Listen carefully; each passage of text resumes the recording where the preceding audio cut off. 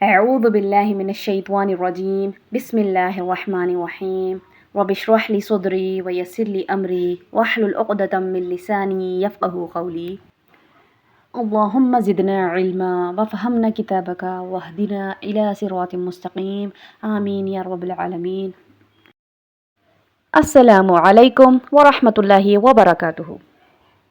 پچھلی ویڈیو میں ہم نے سورہ الفاتحہ کی تفسیر سمجھی تھی۔ سورہ الفاتحہ میں ہم نے اللہ سے ایک دعا مانگی تھی، اہدنا الصراط المستقیم، یا اللہ ہمیں سیدھا راستہ دکھا۔ لیکن کبھی آپ نے سوچا کہ وہ سیدھا راستہ کیا ہے؟ اللہ ہمیں اس راستے پر کیسے چلنا سکھاتا ہے؟ کون لوگ ہیں جو اللہ کی ہدایت پاتے ہیں اور کون لوگ ہیں جو قرآن سامنے ہونے کے باوجود ہدایت سے محروم رہ جاتے ہیں؟ ان سبھی سوالوں کا جواب ہمیں قرآن کا سب سے بڑا سورہ البقرہ میں ملتا ہے۔ آج سے ہم سورہ البقرہ کی تفسیر کا سفر شروع کر رہے ہیں انشاءاللہ، اور یقین کیجئے اگر ہم نے اس سورے کو صرف پڑھنا نہیں بلکہ سمجھنے کی کوشش کی تو شاید ہم اپنی زندگی کو دیکھنے کا انداز ہی بدل دیں گے۔ تو چلیے ہم شروع کرتے ہیں سورہ البقرہ کی تفسیر۔ لیکن تفسیر شروع کرنے سے پہلے آئیے ہم اللہ سے دعا کرتے ہیں کہ یا اللہ ہمیں قرآن کو صحیح سمجھنے کی توفیق عطا فرما۔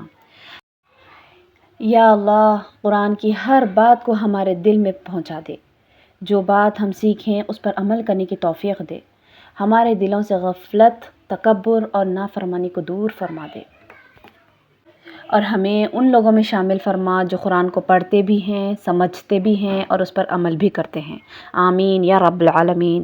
آئیے سورہ البقرہ کا سفر شروع کرتے ہیں۔ سورہ البقرہ قرآن کریم کی سب سے لمبی سورہ ہے۔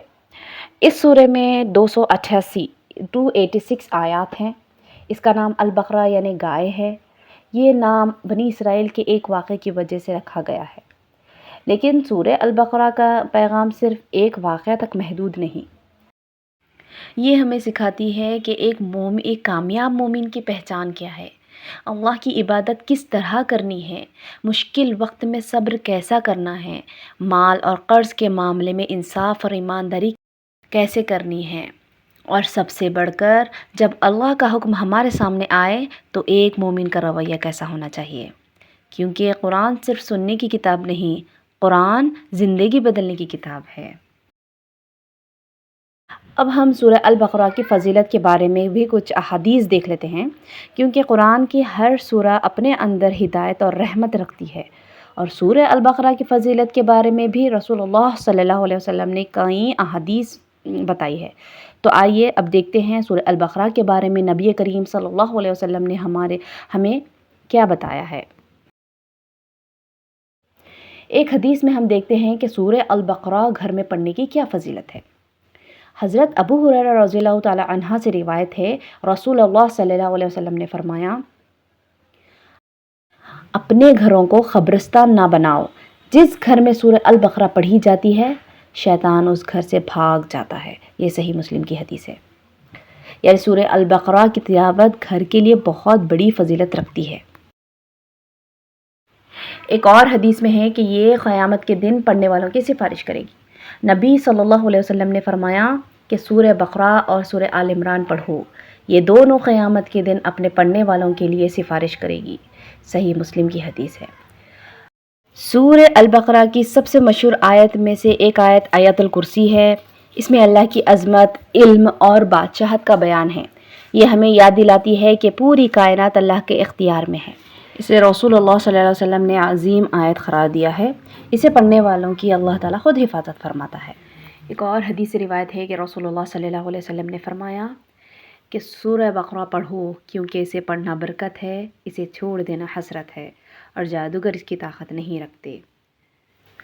غور کیجئے، نبی صلی اللہ علیہ وسلم نے سورہ البقرہ کے لیے صرف پڑھنے کا ذکر نہیں کیا بلکہ اسے اپنانا برکت ہے۔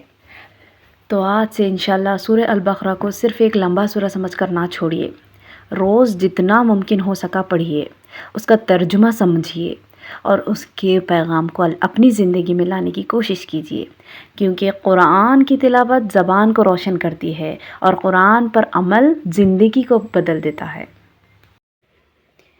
چلیے بسم اللہ۔ سورہ بقرہ کی پہلی آیت الف لام میم۔ الف لام میم کو حروف مقطعات کہا جاتا ہے، جو بعض صورتوں کے شروع میں آئے ہیں۔ ان کا علم صرف اللہ تعالیٰ کی ذات گرامی کو ہے۔ قرآن کی کچھ سوروں کی شروعات اسی طرح الگ الگ حروف سے ہوتی ہے۔ یہاں ایک خوبصورت بات سمجھنے والی ہے، قرآن اللہ کا کلام ہے اور قرآن کی ہر بات کا علم انسان کے پاس ضروری نہیں ہے۔ کچھ چیزیں اللہ نے ہمیں سمجھا دی ہیں اور کچھ کا پورا علم اپنے پاس رکھا ہے۔ اس لیے الف لام میم پڑھتے وقت ایک مومن کا یہ رویہ ہونا چاہیے کہ وہ اللہ کے کلام پر ایمان لائے اور کہیں اللہ ہی بہتر جانتا ہے۔ سورہ بقرہ کی دوسری آیت ذَلِكَ الْكِتَابُ لَا رَيْبَ فِيهِ هُدًى لِّلْمُتَّقِينَ۔ اس کا ترجمہ ہے، یہ کتاب ہے جس کے نازل ہونے میں کوئی شک نہیں، ہدایت ہے متقین کے لیے۔ یہاں ذَلِكَ الْكِتَابُ سے مراد قرآن مجید ہے اور ریبہ کے معنی ہیں شک کے ہیں۔ ذَلِكَ الْكِتَابُ لَا رَيْبَ فِيهِ مطلب یعنی اس میں کوئی شک نہیں کہ یہ اللہ تعالیٰ کے پاس سے نازل ہوئی ہے، جیسے کہ اللہ تعالیٰ نے سورہ سجدہ میں بھی فرمایا ہے کہ اس میں کوئی شک نہیں کہ اس کتاب کا نازل کیا جانا تمام جہانوں کے پروردگار کی طرف سے ہے۔ لیکن آیت کا دوسرا حصہ اور بھی گہرا ہے، ھدی للمتقین، یہ متقیوں کے لیے ہدایت ہے۔ متقی وہ شخص ہے جو اللہ سے ڈرتے ہوئے اس کی نافرمانی سے بچنے کی کوشش کرتا ہے۔ یعنی قرآن سب کے سامنے ہے، لیکن اس کی ہدایت سے اصل فائدہ وہی اٹھاتے ہیں جو دل میں اللہ کا خوف اور حق کو قبول کرنے کی سچی طلب رکھتا ہے۔ ابن عباس رضی اللہ تعالی عنہ فرماتے ہیں، ھدی للمتقین میں متقین سے مراد وہ بندے ہیں جو اللہ تعالیٰ کے ساتھ شرک سے بچتے اور اس کی اطاعت گزاری کرتے ہیں۔ یعنی متقین سے مراد وہ لوگ ہیں جو اس ہدایت کو جسے وہ پہچانتے ہیں ترک کرنے میں اللہ تعالیٰ کے عذاب سے ڈرتے ہیں، اور اللہ تعالیٰ کے نبی جس دین کو لے کر آئے ہیں اس کی تصدیق کرنے میں اللہ تعالیٰ کی رحمت کی امید رکھتے ہیں۔ یا اللہ ہمارے دلوں کو قرآن کی ہدایت سے روشن فرما، ہمیں متقیوں میں شامل فرما اور قرآن کو ہمارے لیے دنیا میں رہنما اور آخرت میں نجات کا ذریعہ بنا۔ آمین یا رب العالمین۔ اللہ تعالیٰ نے ہمیں بتایا کہ قرآن متقیوں کے لیے ہدایت ہے۔ اب اللہ تعالیٰ اگلی آیت میں ہمیں بتاتے ہیں کہ متقی لوگ کیسے ہوتے ہیں، ان کی سب سے پہلی پہچان کیا ہے۔ تیسری آیت الذین یؤمنون بالغیب ویقیمون الصلاة ومما رزقناہم ينفقون، یعنی اللہ تعالیٰ اس آیت میں کہہ رہے ہیں کہ جو لوگ غیب پر ایمان لاتے ہیں، نماز قائم کرتے ہیں اور جو کچھ انہیں دیا ہے اس میں سے خرچ کرتے ہیں۔ یہاں اللہ تعالیٰ نے ہمیں متقیوں کی تین خوبصورت صفات بیان فرمائی ہے۔ ایک وہ جو غیب پر ایمان لاتے ہیں، دوسرے وہ جو نماز قائم کرتے ہیں، اور تیسرے وہ جو اللہ کے دیے ہوئے رزق میں سے خرچ کرتے ہیں۔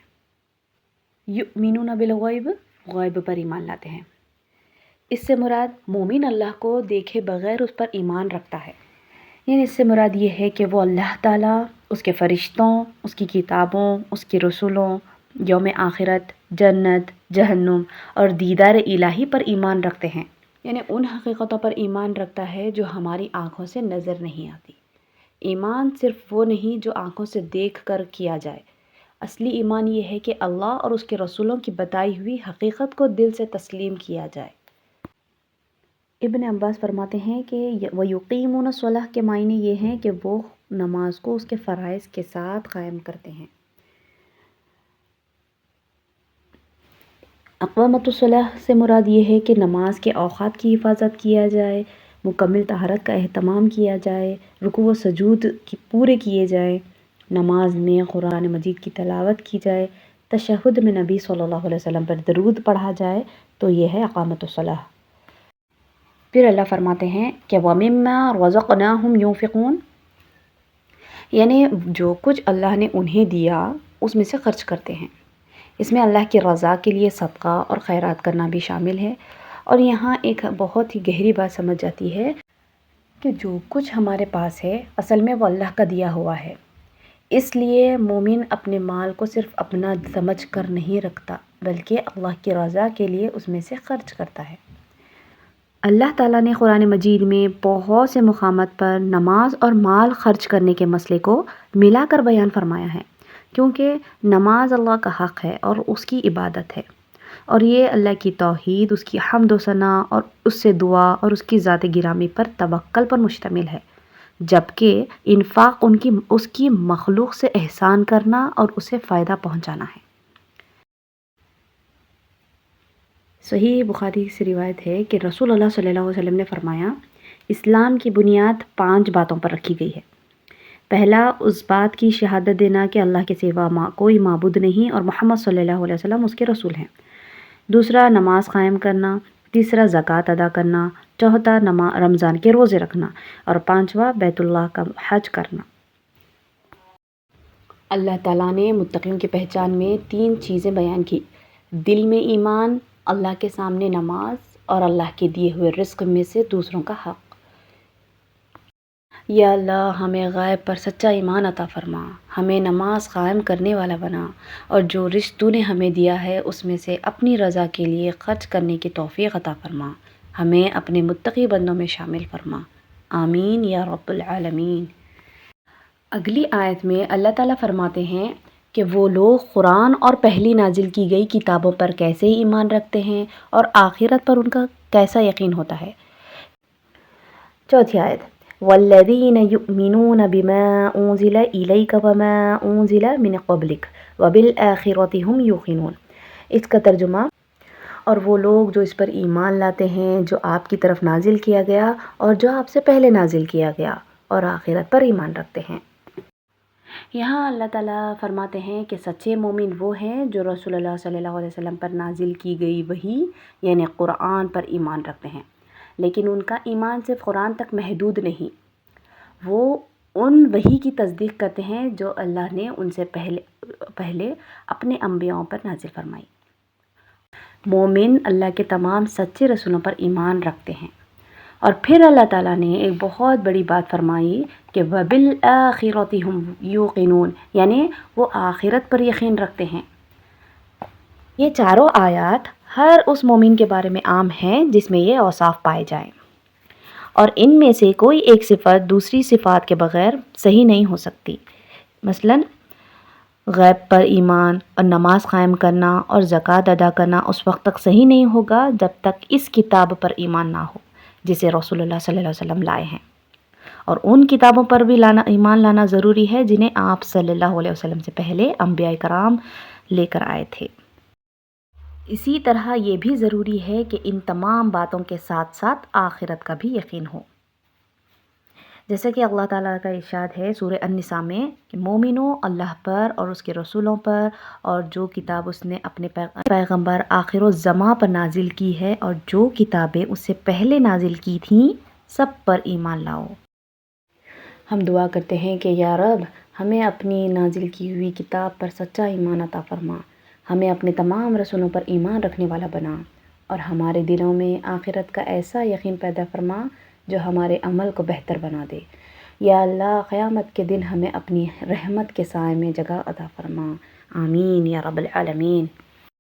اب اللہ تعالیٰ تمام صفات کے بعد ایک بہت بڑی خوشخبری دیتے ہیں، ایسے لوگوں کا انجام کیا ہوگا؟ اس کا جواب ہمیں اگلی آیت میں ملے گا۔ 5ویں آیت، اولئک اعلی ھدی من ربہم واولئک ھم المفلحون، یعنی یہی لوگ، ترجمہ، یہی لوگ اپنے رب کی طرف سے ہدایت پر ہیں اور یہی لوگ کامیاب ہونے والے ہیں۔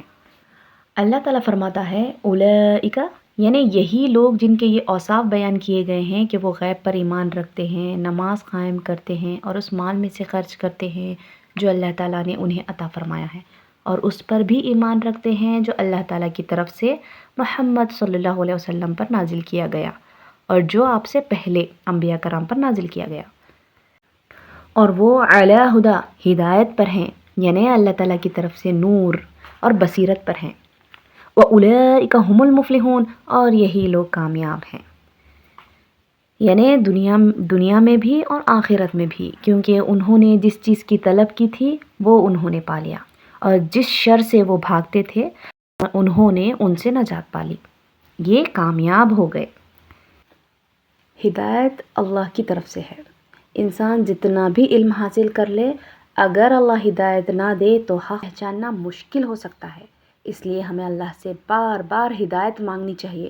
ہر نماز میں ہم کہتے ہیں اہدنا الصراط المستقیم، یا اللہ ہمیں سیدھا راستہ دکھا۔